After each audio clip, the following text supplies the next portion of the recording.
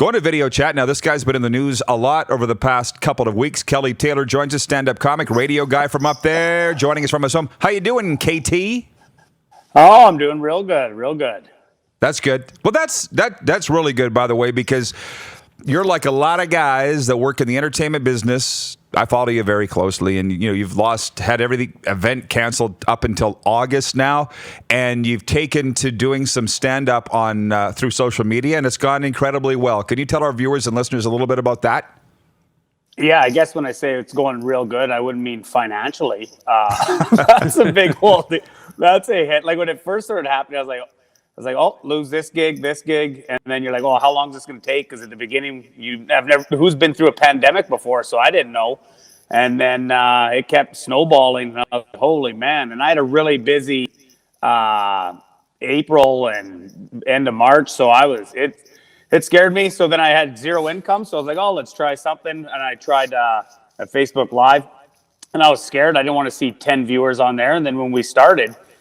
Right when we started, we had 1,600. So you think maybe 2 people are watching together. So you're at. It's weird. My smallest show was probably my biggest show because I've done a few shows at 2,500. So you're thinking we got about maybe 3,000, 4,000 people watching. So went real good. So I think I'm gonna have one more down the line, and then the isolation gives you time. I always said I was too busy to start a podcast, so I finally put the work in and got my first episode just recorded and put it out yesterday. I'm just going to slow down and let the video catch up here. You sound great. The video's just catching a little bit, Kelly. So, yeah, you're good. So, talk about the podcast first, by the way, because Clark said you wanted to mention that. Who's your first guest, and who's on it, and how can people support it? My first guest is I got Graham Dillette. We and Graham, we kind of hit it off via Twitter, joking around. I was at Just for Laughs in 2014.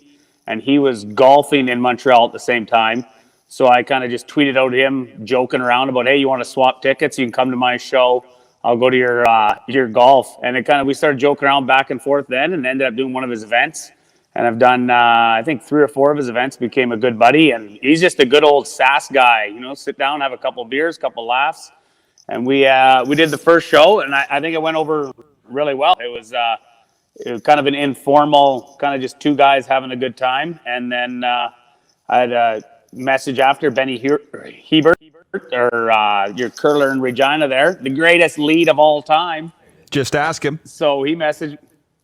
Yeah, he'll tell you. I think he gets his shirts hemmed in. He goes to 22 Fresh and says, hey, man, get these sleeves a little tighter. I got the gun show going. So I've got him I'm going to record with him tomorrow afternoon. And then I've got... actually, from working with Dillette, there's a guy named Colt Knost on the PGA, and he's just he's a legend in the PGA, guys. He likes to have a good time. He knows all the celebrities. He'll be a good guest. And then it's just a train of a bunch of NHL guys. Scotty Hartnell, I'm going to get him right away. I think his agent Dean's listening right now, so maybe I might get Diener on there too from an agent perspective. And then just a lot of guys I've met through doing chasers functions of those fantasy camps and that. I've kind of got an endless list of guys to hit up now. Kelly, the video's caught up and you look great. So I told the guys at the start that you and I have a connection. This is a hilarious story. I was supposed to speak at the Canadian Football Officials Association Gala along with Mike Pereira from the NFL on Fox. Day before, Pereira cancels. So Kelly, being the super dude that he is, the refs called Kelly and said, would you come down and do your stand-up? So I guess you opened for me, as it turned out. And it was just weird speaking to a room full of referees because they're like a room of accountants or cops, just not that gregarious kind of guys, So what was your take of that night? Because I don't think I've talked to you since. No, that's all my shows. I get a lot of people just crossing their arms sitting there. That's par for the course. You thought it was a bad show. I left thinking that was the greatest show I'd done all year. Did you not feel like it was a little off, though? A little tight, yeah. Yeah. But you know what? Those ones, I do so many shows, you don't even blame yourself. It's to the point where you're like, no, I've done this enough times. I know what's good and what's bad. They were bad. You just blame it on the crowd. You move on to the next gig.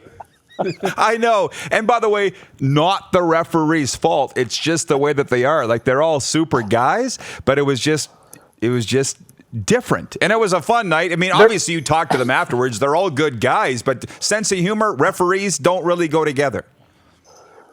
There's different things like that. There's weird things like some people, like the salespeople or something. I did like some sort of big conference for real estate or something, but they're always used to talking. So when someone else is talking, it just felt off. They're like, no, I need to be talking right now.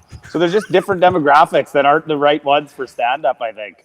One of the hugest components of your stand-up is curling jokes and curling stories, and you've made a joke about how that goes over in Houston. How much do you have to change your act? Because it's so Canadian humor that when you go to the States, do they get it? See, and I didn't even really start getting that Canadian until I started getting out of the States. So I did, it was Canadian colleges 2005, and Canadian colleges, it was, I would cut out, so you cut out all different that stuff. So I wouldn't talk about having a family because you're talking to university students. So I cut out that. And in the Canadian colleges, lots more partying. Then I went to the US, it's like you're the alternative to kind of people drinking. So it's like, you had just people coming out of their dorm by themselves at 18. So I cut out all my Canadian stuff, all my family stuff.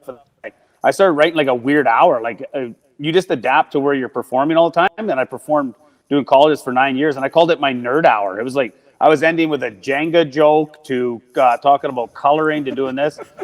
So I'm doing so much work in Canada now that I've just did to be in Canadian things. Then I started doing a lot of sports events. So I just started adapting, doing a lot of sports material. It's kind of wherever you are, you got to adapt to where you are. Otherwise, I think you're going to pigeonhole yourself, and it won't go over with that crowd. Unless it's refs, it just won't go over anyways.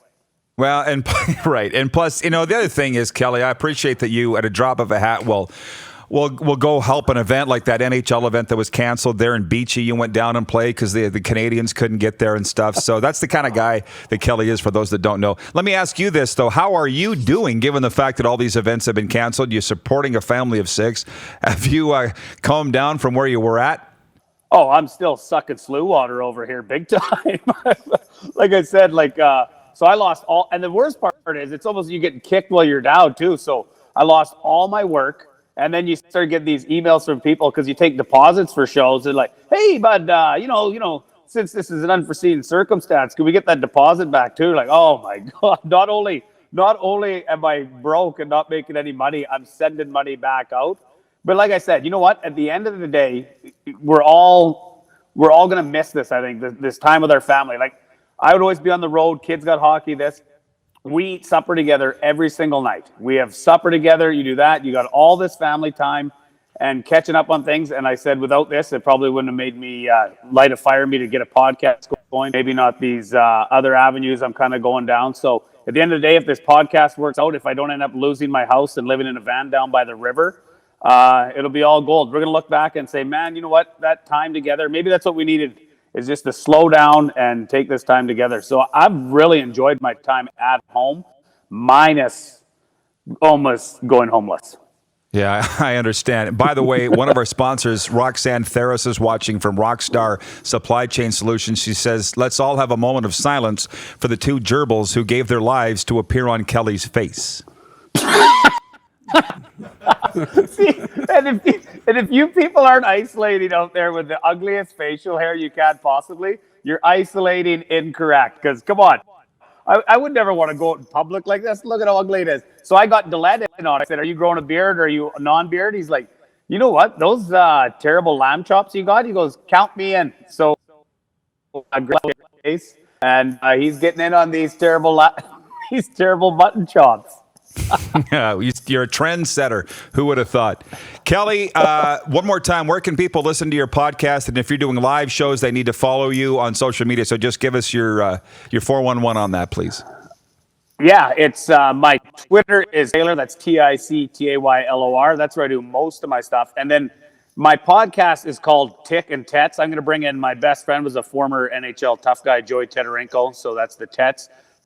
All right, so we lost the feed with Kelly Taylor, but I think we got all the pertinent info in there. And thank you, Kelly. It might have come through, and he might be able to see us now. But that kind of Tick Taylor on Twitter. Tick Taylor and Tick and Tets is the podcast. That's what I got. So we got the important info in at the end. Yeah, so that's kind of...